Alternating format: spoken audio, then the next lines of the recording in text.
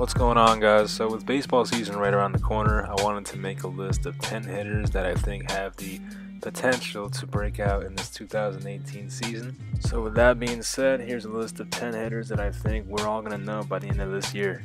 At number 10, we have Delino DeShields. He is projected to start as the Rangers center fielder to begin the season. Now, DeShields is a name I've been familiar with for the last few years, and I honestly really like his game. I've known him since he came up as a rookie, and it just seems like he can never put together a consistent full season. Now, he made some noise his first year in 2015, really struggled in 2016, hit 209 in 182 at-bats, but last year really made some impressive strides, and he really showed the type of player he could be. But as I said, it's really the consistency that it comes down to for him. So DeShields was an 8th overall pick back in 2010, and his strengths include his speed. Obviously, he stole 29 bases last year in only 376 at-bats. So if you put him in a full at-bat season, he could probably steal around 40 bases at least. So I'm actually really excited to see what he can do with a full season. I'm also really impressed with his range defensively, as we just saw with that last play. He can cover a lot of ground out there and should save actually a lot of runs for the Rangers this year. So I don't have Mike Trout type expectations for DeShields this year, obviously, but I really think he can be a solid hitter, like a 280 type hitter, maybe 15 home runs, and can steal 40 bags, as I said, which would be a really useful player in this league.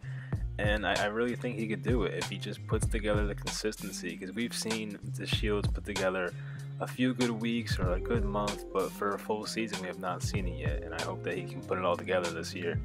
Number 9, we have Matt Olson, and this guy was putting up some video game-like numbers at one point last year. I think it was September. He hit 13 home runs in a span of 22 games, hit 24 in a span of 59 games overall.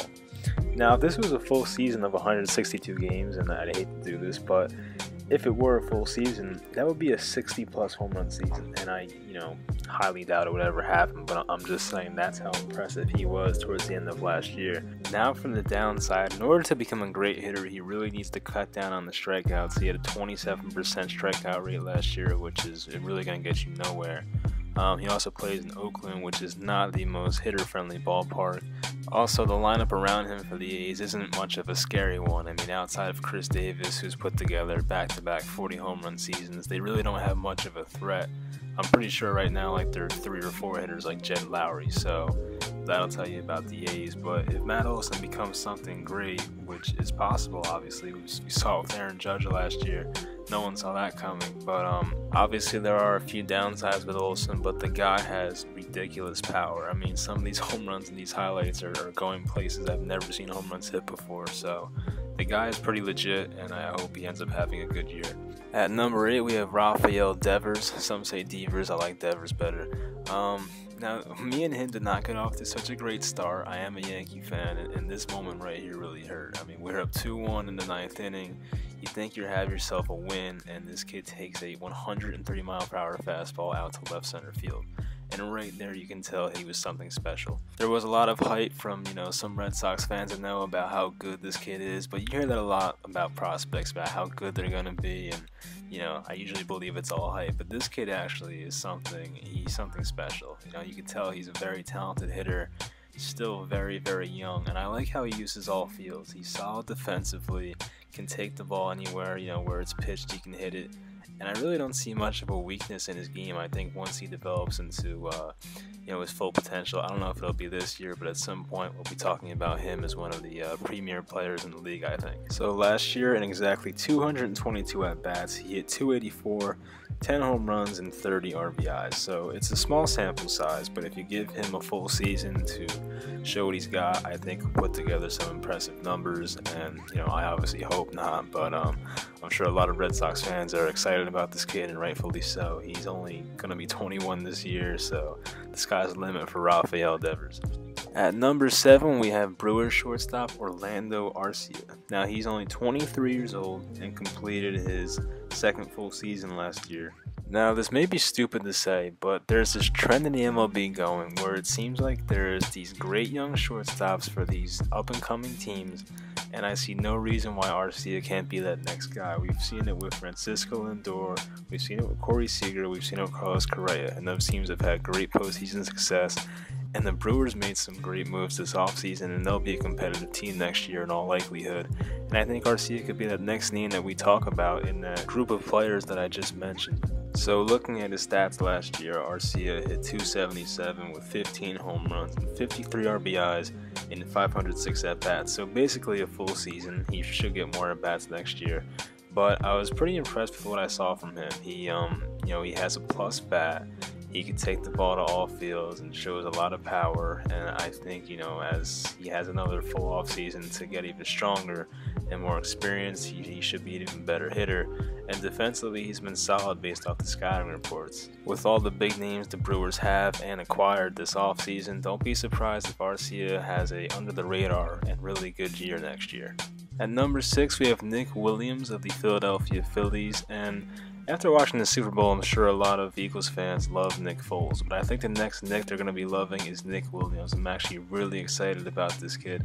His swing reminds me of, and I'm probably going to sound like an idiot for saying this, but it reminds me a bit of Ken Griffey Jr. The way he can transfer his weight and how quick his hands are. He looks like a guy who was just born to play baseball. Williams is 24 years old and was actually acquired in the Cole Hamels trade from the Texas Rangers. So in 313 at-bats last year, Williams was able to hit .288 with 12 home runs and 55 RBIs. Now, if you project that over a full season of 162 games, that would be 23 home runs and 107 RBIs. Not too shabby, huh? And I'm sure a lot of Philly fans would take that, well, not all, I think all Philly fans would take that in a heartbeat from their 24-year-old prospect. Now, maybe last year's success was all mirage and Nick ends up being something not special, but based off what I saw from watching him, I think there's a lot of positive things, and he just seems like a naturally gifted player. And I do expect him to have a pretty solid year next year, so I'm excited to see what he's able to do.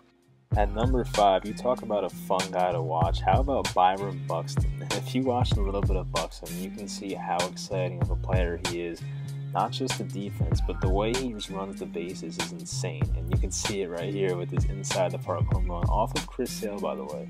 First pitch of the game, outfielder misses it, he's gone. I mean, this guy is ridiculously fast. And Buxton is not even close to reaching his full potential, obviously, and I've heard stories of how the Twins like to, try and teach him to swing the bat a different way, and just, I'm just saying, let the kid hit, let him do him. He's so talented, and what Buxton can become is scary. If he becomes the kind of player that he is physically gifted to be, I mean, he's going to be one of the scariest players in the league for a long time.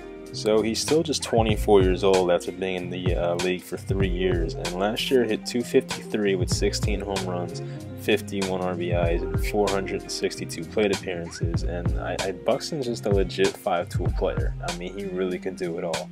And I think the Twins have a really special player on their hands, and I hope they don't screw him up too badly, because what he can become is a cornerstone of a franchise. We saw him start to break out a bit last year, but we're still waiting for Buxton to put it together over a full season, and I really think he could do it this year in 2018. At number 4, we have Michael Taylor, and this may sound odd, but I think Taylor played victim of being on a really good team the last few years. The Nationals never really had a consistent spot for Taylor to play because they had Jason Worth and Adam Eaton and Bryce Harper. But this year, with the likely departure of Worth, it is expected that Taylor should start in the outfield for the Nationals and get consistent at-bats throughout the year. And Taylor's still only 26. I'm actually really excited to see what he can do in a full season. He's really raw, but really talented at the same time. In just about 400 plate appearances last year, he hit .271 with 19 home runs and 53 RBIs. So if you give this guy a full season, you can inflate those numbers a bit, and you're going to have a pretty impressive season overall. It should also be intriguing to Nationals fans that Taylor had a really good postseason, going 5 for 15 with 2 home runs and 8 RBIs. So at least he has the experience, and coming off a hot postseason, hopefully going in next year, he'll carry that momentum and become another star in the Nationals outfield.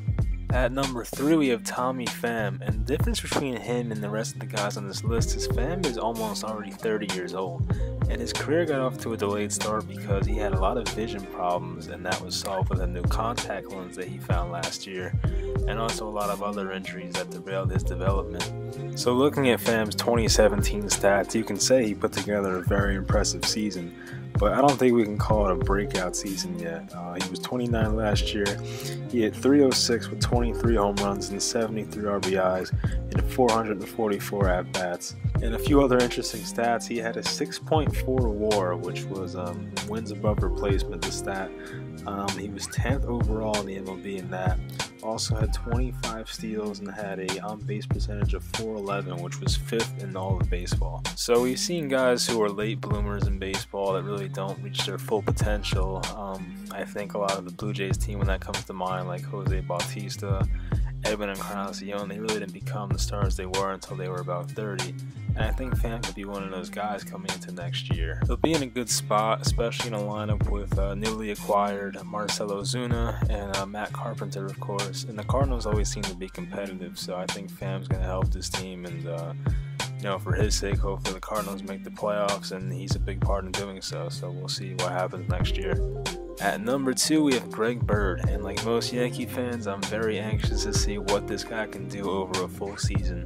Unfortunately, he's been battling a lot of injuries since he's been in the league. He came up in 2015 when Mark Teixeira was injured and did a really nice job filling in. The next year in 2016, before the season even started, Bird tore his labrum, and that required surgery, and he was out for the entire year. And then coming into 2017, he had an awesome spring training. I think he was the best player in spring training overall. But once again came in injured, had an ankle injury, and that required surgery as well, so he missed a good portion of last season. He was only able to play 48 total games last year, but when the Yankees reached the playoffs, Bird showed us what he's capable of. He hit .244, 3 home runs, and 6 RBIs and 41 at-bats. But really, if you think of Bird playing a full season, there's no reason why he can't hit more than 30 home runs. I think it's a lock, honestly. If this guy can get 500 at-bats or so, we see the power. I mean, he's a really good hitter, and especially with the short right field in the Yankee Stadium, he'll be able to take advantage of that. And I think he's going to put up some great power numbers, and hopefully he's just a well-developed hitter all around. Hopefully Bird will be around for a while and be healthy, because as a Yankee fan, I'm tired of watching guys like Travis Hafner, Lyle Overbay, Chris Carter at the end of their careers man first base for the Yankees. We need a guy who's actually in his prime and capable of doing good things. So hopefully Bird stays healthy next year and puts up some big numbers. And at number 1, we have another national. This time it's Trea Turner. Turner was a guy coming into last year I was so excited for, but unfortunately he broke his wrist and he missed, I think, about 4 or 5 months of the regular season. But let's go back to 2016. So in 307 at-bats, he hit .342, 13 home runs, 40 RBIs, and 33 stolen bases. That's in a 307 at-bat sample size right there. So if you give this guy a full season to produce, he's going to put up some insane numbers, and especially leading off for the Nationals with Bryce Harper behind you. I mean, I think this guy can do some crazy things. He's had a career number of 759 at-bats and still hits over 300. So that's more than a full season right there. But just looking at Turner and the way he plays, not even looking at the numbers, he looks like a polished player. He doesn't look like a guy who's 24 years old. He looks like a veteran. And last year in 412 at-bats, he was still able to steal 46 bases. So if you give Trea Turner 600 at-bats, or maybe more than that, he will easily have, I think, over 60 bases. He may even approach 70. So this guy, I think, has the chance to steal 70 bases, hit 20 home runs, and score, well over 100 runs if all goes right. So he's a special player, a special talent, and I really hope that he can play a full season, because I would love to see what Trea Turner can do. The Nationals have themselves a good one here, and as long as he can stay off the disabled list, I think the Nationals can do some really big things as a team next year. They also get Adam Eaton back, so you're talking about an outfield of Harper, Eaton, and then you have Trea Turner. So it's just a crazy outfield. A good pitching staff as well, so I'd be excited as a National fan right now. So that'll just about do it. Hopefully at least some of these players break out next year, so I look kind of smart. But thank you for watching, and I'll probably be doing a video about pitchers that I think could break out this year. It'll probably be like a list of 5, so we'll see if that happens. So once again, thanks for watching.